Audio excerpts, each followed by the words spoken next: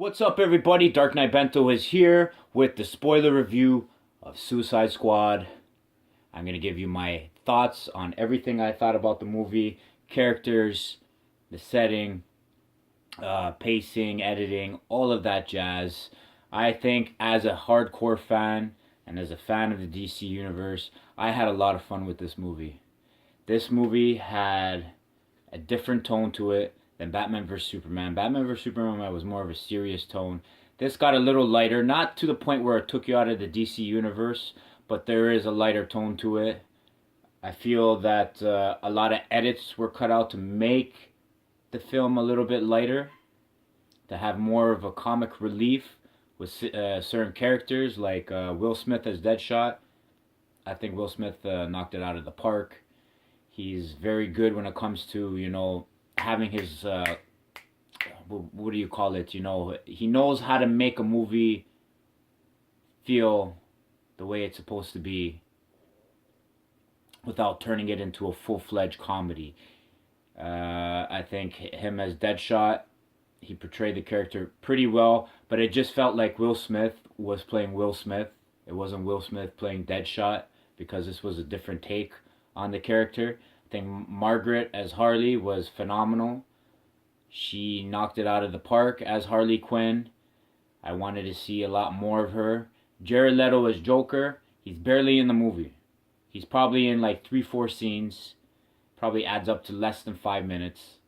But it's not Joker Squad, it's Suicide Squad. He is just a background character. And it's kind of hard to say whether, he knocked it out of the park because he didn't have enough screen time. Ledger in The Dark Knight had about 45 minutes of screen time to flush out his character and make people fall in love with that character because it's such an iconic Joker character. Over here with Jared Leto's Joker, we don't see him enough on the screen to have a full-fledged opinion. I liked what I saw. I liked the gangster version of this, mob boss Joker.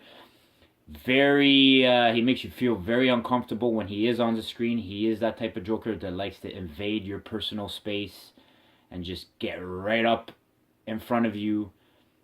But I want to see more. Hopefully he will be in a standalone Batman movie where we get to see him have more screen time, flesh out the character better, and see what else he can bring to the table. So what I saw with Jared Leto in here, I want more.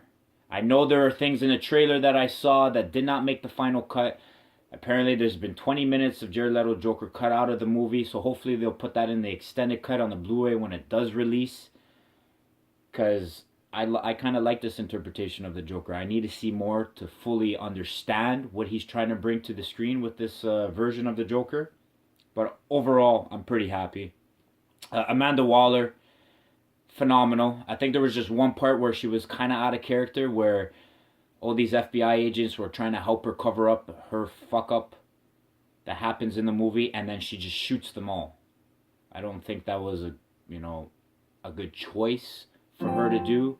I understand that she can be a real bitch in the comic books and likes to manipulate people. That's what she does best. She manipulates the squads to get them what to do for her. And she fills the character very, very well, except for that one part. So I have no complaints. Captain Boomerang, I thought he did a good job. I think they chose a good actor for him.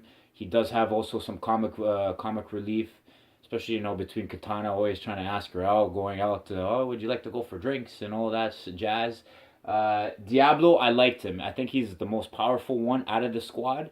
He was a bit of a pacifist in the beginning of the movie because he was scared to, you do learn more about him in the movie where he couldn't control his power to the point where he killed his wife and kids and he can't live with it. So he chose to, withhold everything back so he doesn't release that anger and that power he has inside him. But he does show it at the end where he turns into this big fire voodoo monster thing that fights the Enchantress's brother. The Enchantress is the bad guy in the movie, and she does get her brother to join forces with her. There's a scene where she tricks Amanda Waller to get her heart back, because that's how Amanda controls her. She has her heart. She manipulates her to the point where she gets her to do what she wants. But she found a way around that. She found a totem that had her brother's spirit inside, took the totem, got a host, put the spirit in a host's body. The brother came to be. I didn't really understand his powers, but it was pretty cool to see, him in action. I know a lot of people were complaining about the Enchantress, how she's always, she's moving around in the movie like that, but she's like a fucking witch doctor. What do you expect, man? Even in Diablo 3, the witch doctor's doing this. But anyways, that wasn't, too bad in the movie. I kind of saw that she was the villain. I know they kept the villain a big secret the whole time they were producing the movie. People were confused. They didn't know who the villain was. And the villain is Enchantress. So her brother and Diablo end up fighting in their final forms, you can say. And Diablo does some freaking damage. And I was very impressed because I didn't know he could do that. And it was awesome to see on the screen. I know with Killer Croc and a certain amount of Marines, they had to plant a bomb that was underneath where the brother was in order to, defeat him while Diablo was keeping him distracted. All the characters got a bit of an origin. The main ones like Deadshot and Harley, they got more of an origin behind them. Captain Boomerang and Diablo also got a little bit of an origin behind them, but not as big as, Deadshot and Harley. But they get a quick, a quick read-up about the character. There is a Justice League cameo, and that's during the little bit of a Captain Boomerang's origin, and that's the Flash. The Flash is the one who caught Captain Boomerang after robbing a bank, and it was actually nice to see Flash full suit. Oh, it was amazing, man. Just to see that character fully fledged. It was quick, but it was nice to see. I liked how they threw that in there. It was awesome. Can't wait to see the Justice League in action with the Flash. Who else do we have? We got this man right here. He played his character well. Yeah, he's one of the leaders that control the squad. He works for Amanda Waller. And he has a love relationship with the Enchantress. But the host, not the actual witch herself. So there's some twists and turns in the movie between them. He keeps a secret from the squad in order to get them to push towards their goal. But in the end, Deadshot ends up finding, the top secret booklet in one of the choppers and forces him to tell the squad what really happened and why they're really on that mission to stop the Enchantress. I thought that was okay. I think it could have been done a little bit better, but overall, I was happy with it. Batman's cameo. I love Batman's cameo. I like the fact that he is in the movie. He's not in the movie a lot. He's just there when Deadshot gets captured by him. He's there when he's chasing down Harley and the Joker during Harley's sequence of her origin. And at the end of the movie, there is an end credit scene. And it actually was nice to see. It's Bruce Wayne, Ben Affleck, talking to Amanda Waller. And he takes some information from her. She gives her the book with all the metahumans. And you see Enchantress. You see Aquaman. You see Barry Allen. So that's just showing us that he is looking and working on putting together the Justice League. That's what that end credit scene was about. I love the fact that they're doing that. I hope they do more end credit scenes for the upcoming movies. And I can't wait for Justice League. It's going to be phenomenal. Do I think the pacing of this movie is off? Yes, it is. I think it's just as much as Batman vs. Superman because of all the edits and the reshoots and placing all of these different scenes that didn't make sense to put alongside with each other. I think they could have been done a little bit better, but because of the amount of cuts they had to do, it was the same thing with Batman vs. Superman. I have a feeling when the Blu-ray does come out, the Blu-ray version, if there is an extended, I hope there is an extended because I do want to see Ledger's, not Ledger, oh my god, I can't believe I just said that. Jared Leto's Joker, because I want to see the other shoots, because they filmed this movie in my hometown in Toronto, and there were scenes that I got to see them shoot, like Joker getting out of the car, talking to Harley Quinzel before she is Harley Quinn. He slaps her. I don't know what they're talking about, but I'm pretty sure that's a scene that happens right before he brings her to Ace Chemicals, before she jumps in, because they're wearing the same outfits. We didn't get to see that. The part where Joker hijacks in the movie a helicopter to get Harley, and they shoot down the chopper. And I know there's a scene in one of the trailers where his face is kind of burnt, and he's like, he goes, bye bye. That wasn't in the trailer. I mean, that wasn't in the movie at all. So it was kind of weird not to see that. So I'm hoping that they show that at the end, because I do want to see more of Little's Joker. But overall, I think the story wasn't fantastic. It was just a group of bad guys in a squad doing one big mission. That's basically what the movie was. It was a simple story. A lot of people pick up on it. If you're not a fan, you're not going to pick up on it right away. It's a comic book version of a story. It doesn't follow the same script of how movies should be. Like David Ayer said, he made this for the fans. I understand he made this for the fans, but you can't alienate all the other, viewers that are not fans, that are still interested in going to see the movie and wanting to. I just got a message from a buddy, but wanting to see, who these characters are, because they've never read a book, and I know some people didn't really get into it because of these facts. But as fans, people obviously know who the characters are, the settings, what's going on. It's to me, as a big fan of the DC universe, especially stuff that has to do with the Batman lore. I love the Suicide Squad. I hope they make another movie. I hope we get to see more characters like Deathstroke. Who else was in the squad? Oh, Black Manta. But we probably won't see Deathstroke or Black Manta until other DC films come out. Who else is there?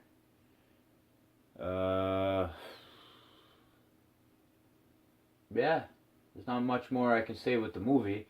The way some of the origins were told, they were told by Amanda Waller in the very beginning of the movie. She's talking about each character, like Deadshot and Harley. I kind of like the way they did it with all the effects and the color. Each character had their own emblems and color scheme, so it felt like it was original, and it was really brought up. The beginning of the movie was fantastic, and then when it started getting into getting them together and stuff, I can see how the pacing was a bit off and the story was getting a little bit confused of what was going on. But I would have preferred more how, instead of Amanda talking about what the character has gone through, what they've done, I would have just loved to see it happen instead of someone narrating it. I think that would have been a lot better. But overall, I'm glad I got to see how these characters ended up before they were captured and imprisoned, before they made Task Force X, or Suicide Squad, obviously. Overall, I thought the movie was fun. It was good. If it wasn't for the cast that it was and the characters, the movie would have bombed. Because of how the story was flushed out and the editing was a bit off, the characters are what kept the movie alive. The action was good. The CGI was fantastic. I had no complaints with the action-packed, sequences. I did have a hard time seeing which ones were reshoots and which ones were original footage. I think they did a good job trying to cover that up. But just the pacing from coming from flashbacks to the present and then into the action, they weren't placed properly. I think the music choice in here, I think, is phenomenal. Certain songs didn't go with their scenes, and I think that's because of the scenes that were edited out. So that seemed a little bit off. But overall, I was sitting in the movie chair, excited, wanted to see more, wanted to see what's going to happen next, seeing what character is going to do what. Who dies in the movie? Slipknot. obviously dies. There's a scene where him and Captain Boomerang are talking, saying, "Hey, let's jump this party. Fuck this shit. I got a life to live." He agrees with them. So scenes where they start beating up the Marines that are following them. Katana grabs Captain Boomerang so he can't get away, but Slipknot attaches one of his ropes to the building, starts freaking flying up to the building with his rope, pulling him up, and then all of a sudden you see Rick Flag pushes the button where his bomb's in his neck, and boom! There goes Slipknot's head. Yeah, at least they got to show the little micro bombs that were implanted in their heads, and Slipknot was the one to go. Had a feeling because he didn't get an origin in the movie. In the trailers, you don't see him much, so they kind of gave that away that he was gonna die. I think they should have hid that a little better, but it was their way to show, hey, you want to fuck around, your head's gonna get blown off. It's exactly like in the comic books. It's exactly like if you ever watched the animated movie Assault on Arkham. They did the exact same thing. But yeah, overall, I think the rating I'm gonna give this movie, like I said in my last video, I think this movie doesn't deserve the rating it got on Rotten Tomatoes. I don't think it's rotten. I think it should have got a fresh rating. For me, as a fan, I'm giving this movie a 9 out of 10. This is my favorite movie of 2016. My favorite DC cinematic movie in the universe right now. More than Man of Steel and more than Batman vs. Superman. And don't get me wrong, I love Batman vs. Superman. But that movie was more of a mess than this was. I think DC is starting to get along with what they need to do. There's still a lot more work that needs to be done. And we have 10 months until, not Suicide Squad, but we have 10 months until Wonder Woman. And I feel that the standalone movies are going to do a lot better because they're going to concentrate on that one character and that one story that's happening around that character. These team up movies, they seem to be doing alright. Batman vs. Superman with Wonder Woman teamed up. At the end of their movie, it was alright. It could have been done a lot better. The Ultimate Edition of that movie flushes out the story and the editing better. That's the movie that should have came out in theaters.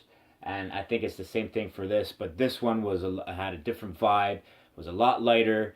It was funny. It was exciting. I had so much fun with the movie. I wasn't disappointed at all. This is exactly what I expected. I can understand why critics feel the way they do with it because as a fan, we can understand. As a critic, they're going there looking to nitpick at certain things that don't make sense when it comes to music choice, pacing, the editing, dialogue, story.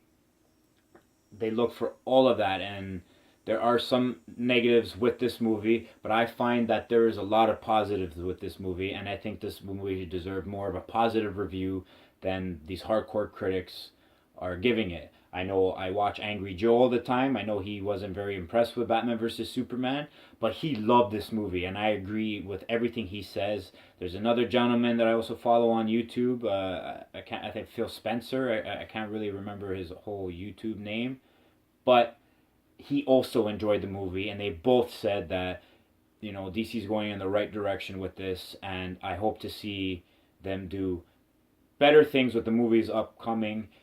This was a big risk for DC. I think they succeeded. I think a lot of people like it because I see more positive feedbacks from, just normal people and fans than the actual critics are being more hard in this movie than, the actual people who just want to go and watch a good movie.